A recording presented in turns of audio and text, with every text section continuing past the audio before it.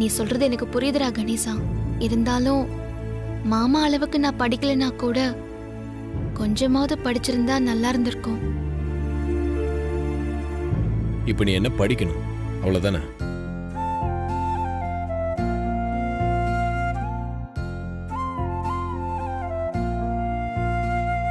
நீங்க எப்போ மாமா வந்தீங்க?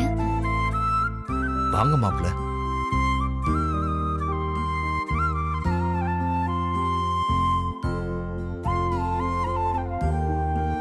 நீ கல்யாண பத்திரிக்கையை பார்த்துக்கிட்டு கணேசன் கிட்ட ஃபீல் பண்ணி பேசிட்டு இருந்தல, அப்போவே வந்துட்டேன். படிக்க வேண்டிய வயசுல என்னால படிக்க முடியாம போயிடுச்சு. ஆனா இப்ப படிச்சிருந்தா நல்லா இருக்கும்னு தோணுது மாமா. படிக்கிறதுக்கு வயசெல்லாம் ஒரு தடையே இல்லை. உனக்கு படிக்கணுன்ற ஆர்வம் இருந்தா போதும், எந்த வயசுலயும் படிக்கலாம். என்ன மாமா சொல்றீங்க? உன்னை விட வயசுல பெரியவங்க வீட்டுல இருந்துகிட்டு வேலை செஞ்சுக்கிட்டு தபால் மூலியமா படிக்கிறாங்கக்கா. அததான் மாமாவும் சொல்ல வராரு இல்ல மாமா? கரெக்டா? 10th எக்ஸாம் அப்போ உன் பாட்டி இறந்ததால நீ எக்ஸாம் போக முடியலன்னு சொன்ன. அதுல இருந்து தான் படிப்பை விட்டேன்னு சொன்னல. ஆமால, நான் எப்பவோ சொன்னதை நீங்க இப்பவும் ஞாபகம் வச்சிருக்கீங்களே மாமா. அதான் நீங்க பெரிய படிப்பெல்லாம் படிச்சிருக்கீங்க போல இருக்கு. உன் சம்பந்தப்பட்ட எதையும் என்னால அவ்வளவு சீக்கிரத்துல மறக்க முடியாது. எல்லாரும் உன்கிட்ட குறையா சொல்றது நீ படிக்கலன்றதுதான். நீ படிச்சு ஒரு டிகிரி வாங்கிட்டா அதுக்கப்புறம் யாரும் உன்னை படிக்காதவன் குறை சொல்ல முடியாது. அதனால நீ படிக்கணும் பார்வதி. எனக்கும் படிக்கணும்னு ஆசையா தான் இருக்கு. ஆனா இந்த இங்கிலீஷ நினைச்சாதான் எனக்கு கொஞ்சம் பயமா இருக்கு. எனக்கு இங்கிலீஷ் சுத்தமாவே வராது மாமா. முயற்சி செஞ்சா முடியாதது எதுவுமே இல்லை. இங்கிலீஷ் நான் உனக்கு சொல்லித்தரேன். நீ முதல்ல 10th எக்ஸாம் எழுது, அதுக்கு நான் அரேஞ்ச் பண்றேன். 10th முடிஞ்சதும் அதுக்கப்புறம் +2, அப்புறம் டிகிரி தான். என்ன, ஓகேவா? என்ன மாமா இவ்வளவு சாதாரணமா சொல்லிட்டீங்க? இதெல்லாம் என்னால முடியுமா? நான் இருக்கேன்ல, கண்டிப்பா உன்னால முடியும். உன்னை டிகிரி ஹோல்டர் ஆக்கி காட்ட வேண்டியது என்னோட பொறுப்பு. நீ கவலைப்படாத.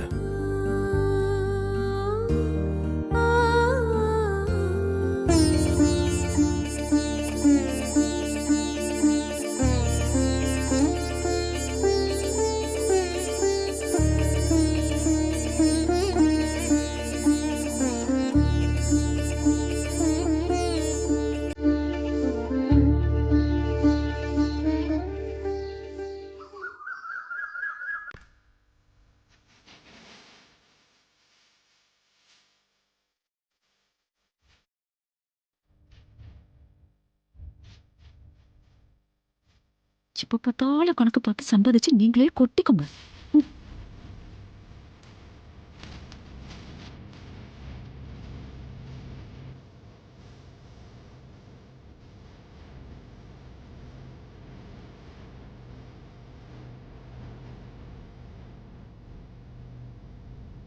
வந்துட்டான். இத்தனை நாளா சேர்த்து வச்சதெல்லாம் மொத்தமா சேர்த்து நடிச்சு கொட்ட போறான். சும்மாவே இவள சாமி கடவுள்னு சொல்லுவான். இப்ப இன்னும் கற்பூரம் ஏத்தி சாம்பிராணி போட்டு என்னெல்லாம் பூஜை பண்ண போறானோ. வா.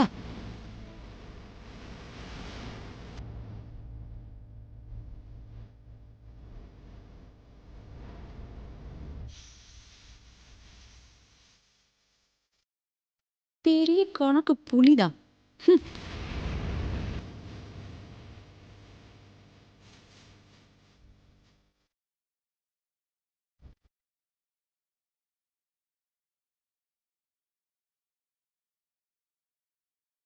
வா சுந்தரம், உடம்பெல்லாம் பரவாயில்லையா? பரவாயில்லைங்கய்யா, ஒரு பிரச்சனையும் இல்லை. அதனால தான் நான் டூட்டிக்கு வந்தேன்.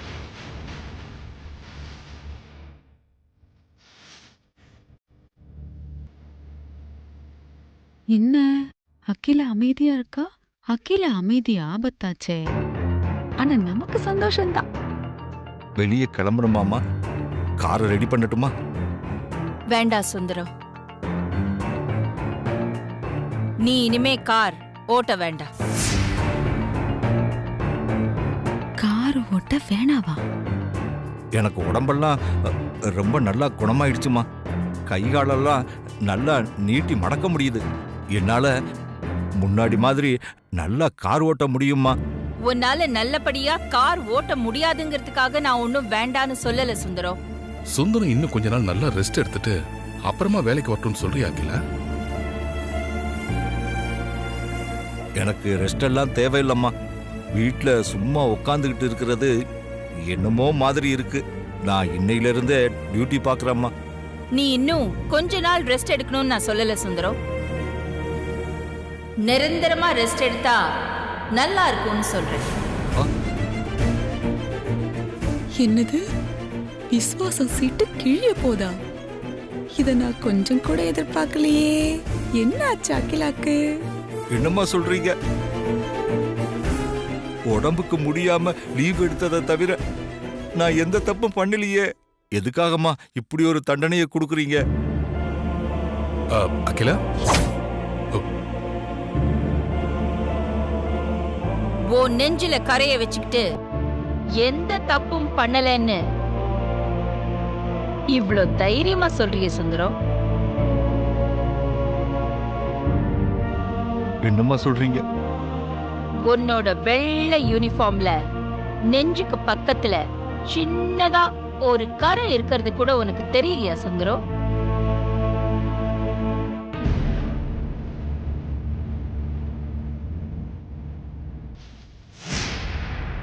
ஓ,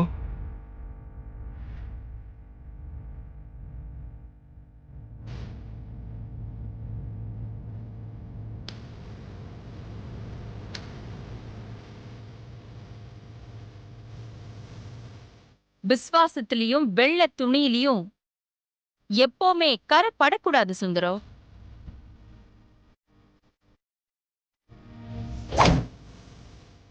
நான் சொல்றது உனக்கு புரியும்னு நினைக்கிறேன்.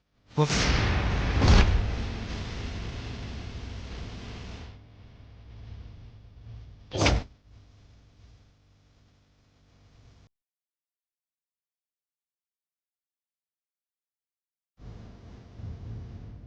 அகிலா,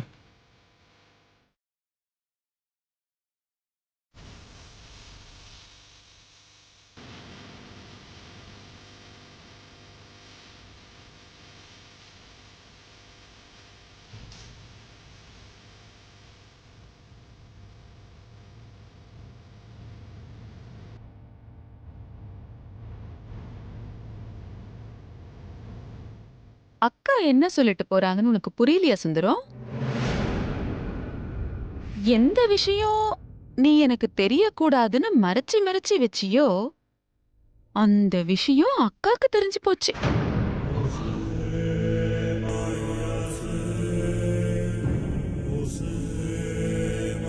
நம்பிக்கைக்கும் விசுவாசத்துக்கும் உதாரணமா இருக்கிற நீ கூட துரோகம் பண்ணதுதான் அக்காவால தாங்கிக்க முடியல சுந்தரம். இல்ல இல்ல, நான் அம்மாவை நிறுத்து. உன்னோட இந்த நடிப்பெல்லாம் காமிச்சு நீ என்ன வேணா ஏமாத்தலாம். ஆனா அக்கா கிட்ட உன்னோட இந்த நடிப்பெல்லாம் எடுப்படாத சுந்தரம். ஆனா சுந்தரம், எனக்கு ஒரே ஒரு டவுட் தான். அக்கா எப்படி உன்னை சுட்டு தள்ளாம இப்படியே விட்டுட்டு போனாங்க? ஒருவேளை துப்பாக்கி எடுத்துட்டு வரதுக்காக தான் இப்ப மாடிக்கு போனாங்களோ? ஐயோ, இருந்தாலும் இருக்கும் சுந்தரம். அக்கா இறங்கி வரதுக்குள்ள நீ இங்கிருந்து போயிடு. சொல்றேல்ல சுந்தரம். இன்னும் ஏன் இங்கே நின்னுட்டு இருக்க?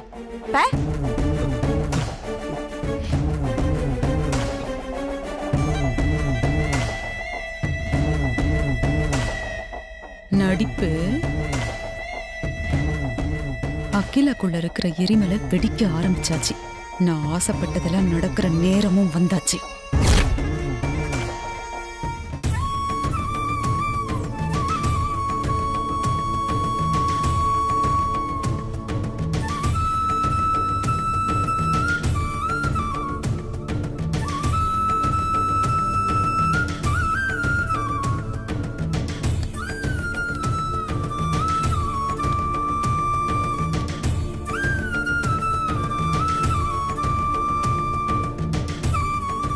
என்ன ஆச்சு அகிலா உனக்கு?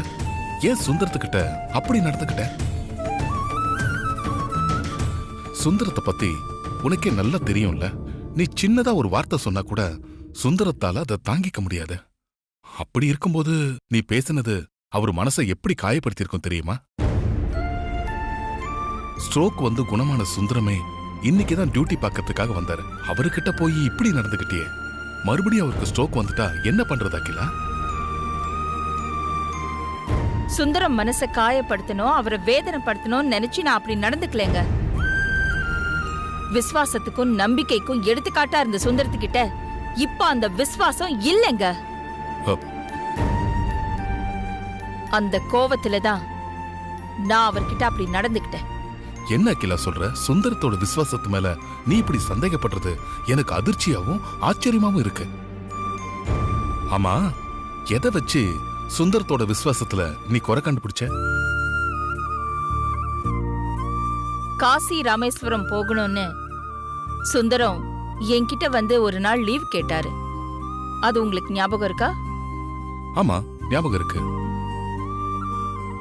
சுந்தரம் மனசுல வேற என்னமோ இருக்கு.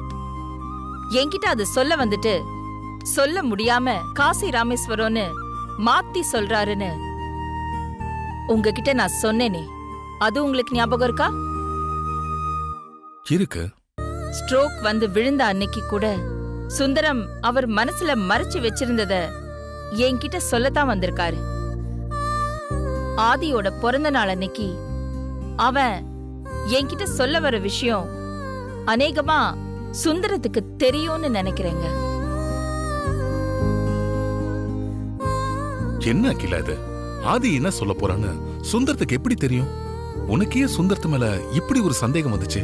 2 தடவை தாம் மனசுல இருக்கிறத என்கிட்ட சொல்ல வந்த சுந்தரம் இப்போ ஹாஸ்பிட்டல்ல இருந்து குணமாய் வந்ததும் அத பத்தி என்கிட்ட சொல்லாம எந்த ஒரு குற்ற உணர்ச்சியும் இல்லாம டியூட்டி பாக்குறேன்னு வந்து நிக்கிறாரு. அத தாங்க என்னால தாங்கிக்க முடியல. 25 வருஷமா தன்னோட குடும்பத்தை விட நம்ம குடும்பம் தான் முக்கியம்னு நினைக்கிற விசுவாசத்துக்கு மொத்த உருவமா இருக்கிற சுந்தரம் இப்படி நடந்துக்கிட்டது என் மனசுல காயத்தை ஏற்படுத்திருச்சு. உறவுகளுக்குள்ள நம்பிக்கை, பாசம், அன்பு எல்லாம் மாறினா கூட தாங்கிக்கலாம். ஆனா விசுவாசத்தால நம்மள கட்டி போட்ட ஒருத்தர் நம்பிக்கை குறைவா நடந்துக்கிட்டா அதை தாங்கிக்க முடியாதுங்க. அதனாலதான் நான் சுந்தரம் கிட்ட கடுமையா நடந்துக்கிட்டேன்.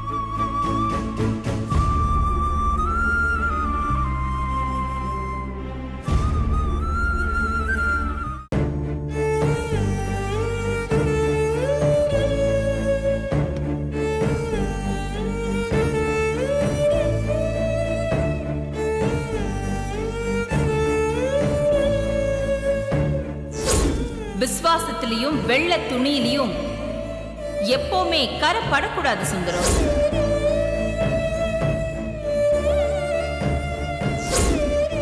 எந்த விஷயம் நீ எனக்கு தெரியக்கூடாதுன்னு மறைச்சி மறைச்சி வச்சியோ அந்த விஷயம் அக்காக்கு தெரிஞ்சு போச்சு.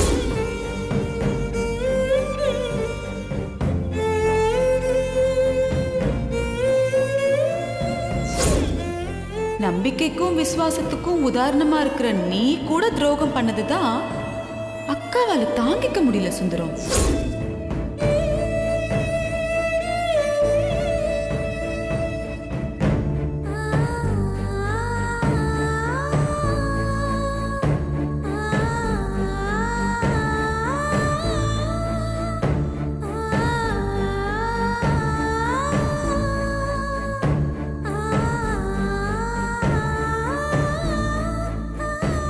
சாவித்திரி, நான் தப்பு பண்ணிட்டேன். சாவித்திரி, நான் தப்பு பண்ணிட்டேன்.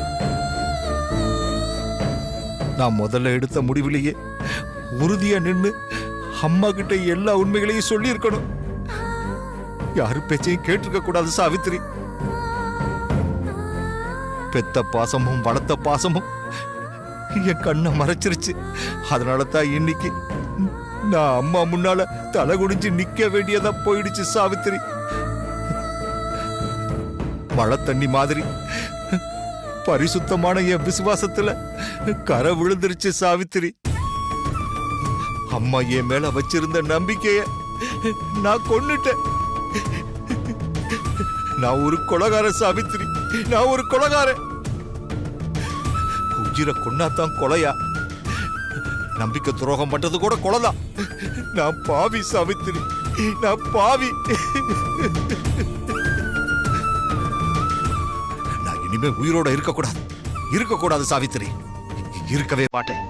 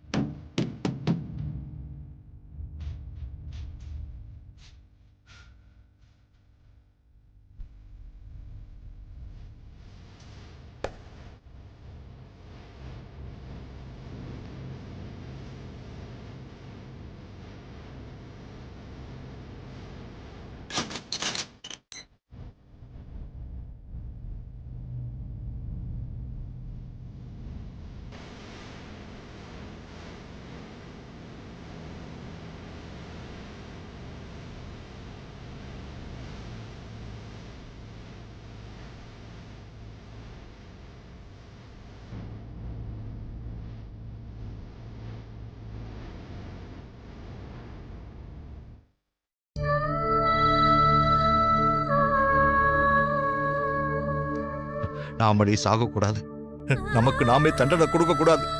இத்தனை வருஷமா அம்மாவுக்கு நம்பிக்கையா விசுவாசமா இருந்து இப்போ அவங்களுக்கு துரோகம் பண்ணிட்டோம். அதனால அவங்க தான் என்ன தண்டிக்கணும். அவங்க கையால தான் என் உயிர் போகணும். இத்தனை வருஷமா அவங்களால வளர்ந்த இந்த உயிர் அவங்க கையாலேயே போகட்டும். அம்மாவே அவங்க கையால சுட்டு கொல்லட்டும்.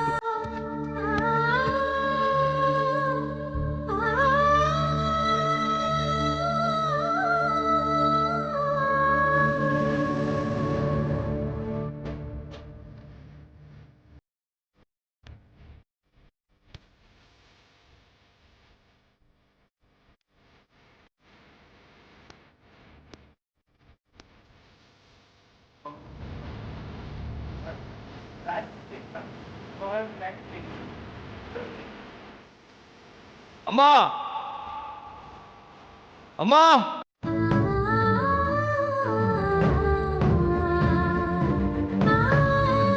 அம்மா, அம்மா, என்ன மன்னிச்சிடுங்கம்மா. என்னாச்சு சுந்தரம்? அம்மா, என்ன மன்னிச்சிடுங்கம்மா. அம்மா, அம்மா, என்ன மன்னிச்சிடுங்கம்மா. என்னாச்சு இந்த அவார்டு பர்ஃபார்மருக்கு? அக்கீரா தான் சட்டையில கரை இருக்கு அது இதுன்னு ஏதோ பூடகமா பேசினா, கூட சேர்ந்து நாமளும் ஏத்தி விட்டு அனுப்பி வச்சோம். இப்ப என்ன இங்க வந்து கதறான்? அம்மா, என்ன மன்னிச்சிடுங்கம்மா.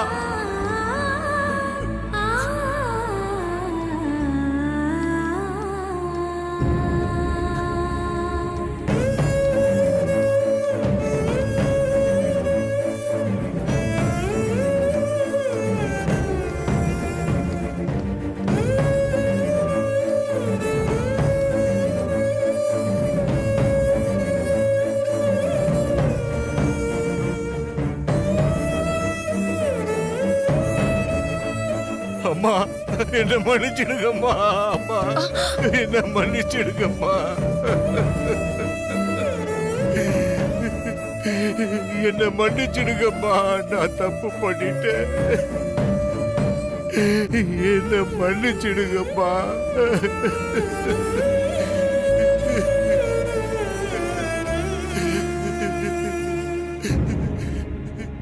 சுந்தரம், என்ன இதெல்லாம்? முதல்ல எழுந்திரே. சுந்தரம், சுந்தரம், சுந்தரம், எழுந்துரு சுந்தரம்.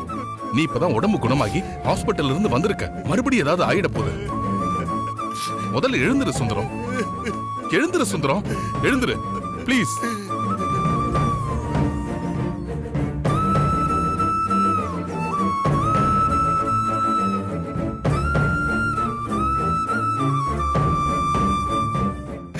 என் உடம்புக்கு என்ன ஆனாலும் பரவாயில்லைங்கய்யா. நான் இத்தனை வருஷமா கட்டி காப்பாத்திக்கிட்டு வந்த நம்பிக்கை விசுவாசம் எல்லாமே வீணா போச்சுங்கய்யா.